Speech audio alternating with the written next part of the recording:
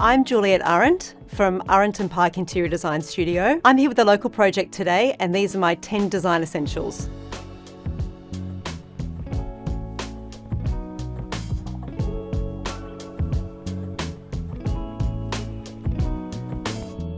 I've been an interior designer for 23 years, and I've been the co-founder of Arent&Pyke for 17 years now. Arent&Pyke is a design studio based in Sydney, and as a studio, together we create interiors that are enduring, uplifting and evoke emotion. This is an absolute classic. This is the womb chair designed by Eero Saarinen for Knoll in 1948. The design intent of this chair is to respond to our primal need for unbound comfort, hence the name the womb chair.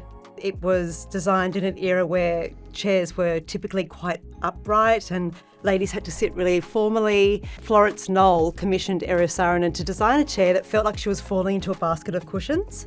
And I think that he's really achieved that. It was quite groundbreaking at the time. It was formed fiberglass, which was a very new technique, but the way that they're made is still by hand to this day. So the quality and the craftsmanship and the organic nature of the shape makes it a design classic. And my next item is a loaf of Iggy's bread. This one is a little bit abstract, but I wanted to include this loaf of bread because it's from my local bakery, Iggy's in Bronte. They are so proud of their bread. It is expensive, but it's beautiful quality ingredients. The love in there is like palpable, and all of them are really proud to be there, like expressing that brand. And when I think about essential things in a home, I always am reminded when I go into this bakery that something done with love and intention and integrity is always the best. This is the Atollo by Oluce. It's designed by Vico Magistretti in 1977 and it's available through Euroluce in Australia. This light was actually quite groundbreaking for the time. It not only does it illuminate the shade, but the base is illuminated as well. And it's a very ethereal looking light that creates a really beautiful ambient glow. This one is actually made out of opaline glass, but it also comes in a gold and a black, which is more solid, but this one's my favourite. It's beautiful. Table lamps and floor lamps are really key for us in interiors, and it's because we like to have light down at eye level and we like to create atmosphere. So the best way to do that is to have something that's glowing rather than having a heavy downlight lighting you overhead. The beautiful thing about this lamp is that it diffuses the light both in the shade and the base. There's no flaring of light. The whole thing ends up glowing, so it becomes the entire light source. This is a Peter Lewis paint, and this colour particularly is called Venetian Slippers in a really incredible ochre, which I adore. But the reason why this is another essential for me is that this paint is completely VOC free, so it's not adding any harmful chemicals to the environment.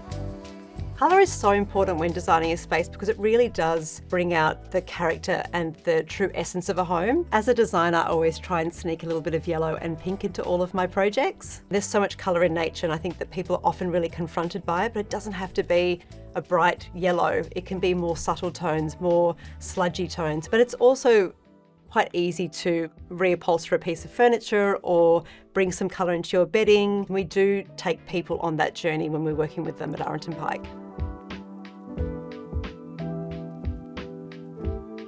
Next up is wall sconces, and these are the Claude and the Callot, and they're by Dunlin, an Australian lighting company. These wall sconces are in weathered brass.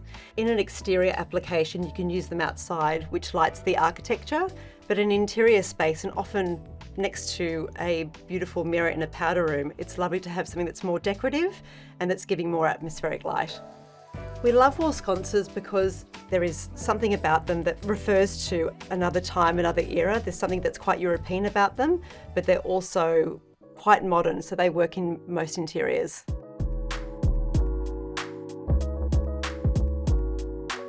This is a collection of vessels available from Studio Gardner by Jodie. And these are the seafoam splatter plates by Alex and Trahanas in Sydney.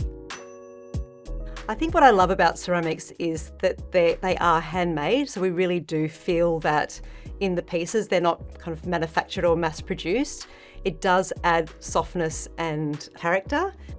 I love the way Jodie's used the glazes on these. They're very elegant, but also at the same time quite raw.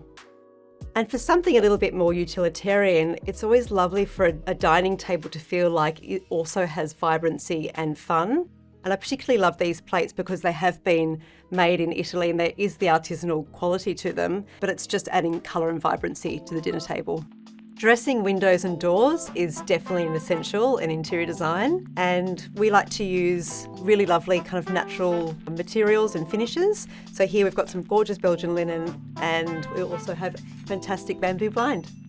All of these linens and the blinds are from Simple Studio in Sydney.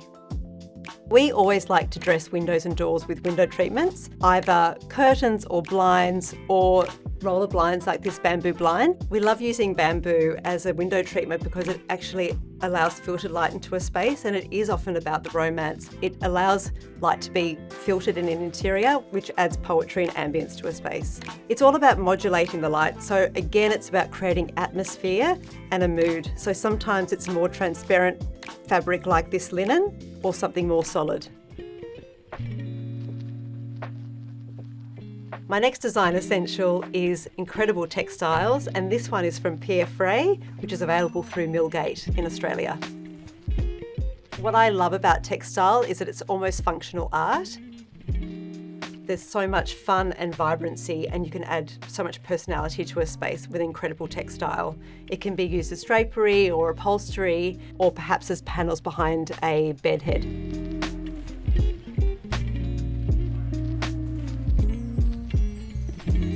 This is from Granite Marble Works in Sydney. This is a piece of Callot viola, and we use quite a lot of this in our projects. It's a really beautiful figuring in the marble. And this one here, this is actually called Santa Margherita in Rosa Nuvola. It's a type of terrazzo, but we love using terrazzos because it adds a lovely texture and warmth to floors in an interior. The terrazzo, because these large chips of marble are in the stone, usually we use this on a floor. It just breaks up the floor and makes it a little bit more practical. So rather than having a plain tile where you see everything, a little bit of mess is hidden in the texture of the stone. Callot viola is actually a very dramatic marble. It's got a strong purpley vein through it with also some lovely kind of nougat and caramel tones. We've recently used it on a project where we've combined it with a really lovely heavily figured timber, so it's the intersection of both those textures that makes it so dynamic and interesting.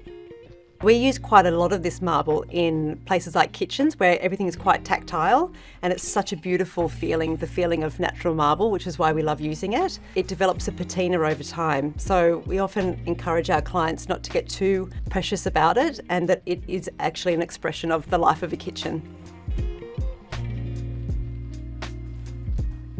These are the Fermat joinery pools by Daniel Barbera of Barbera Design, based in Australia. We have collaborated with Daniel for many years on custom pieces of furniture, and now on these joinery pools and door pools.